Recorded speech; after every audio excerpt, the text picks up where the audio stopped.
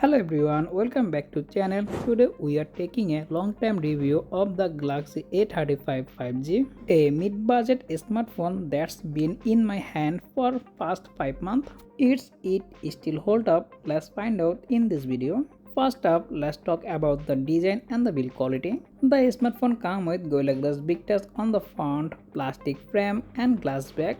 The smartphone also offered IP67 dust and water resistant. So overall the smartphone build quality is too good. Let's move on the display. Galaxy A35 comes with 6.6-inch Super AMOLED 120Hz display.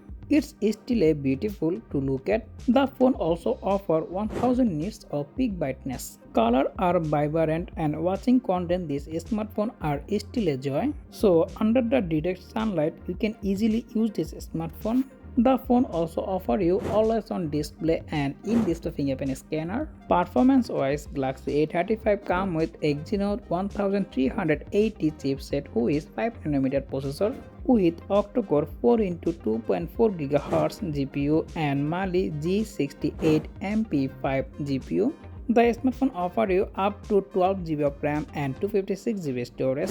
Performance-wise, Galaxy A35 offers you excellent performance. All the app opening and closing speed very fast. Software-wise, Galaxy A35 running One UI 6.1 with Android 14. Let's move on the camera section. The Galaxy A35 comes with a triple camera setup on the back, 50MP main sensor, 8MP ultra-wide and 5MP macro shooter, and the front is come with 13MP selfie camera. Main camera you can record highest 4K 30fps video and you also record 1080, 30 and 60fps video. Let's now talk about the picture quality. The 50MP main sensor perform very well in a good lighting condition. All the image color correction, dynamic range and sharpness are pretty good.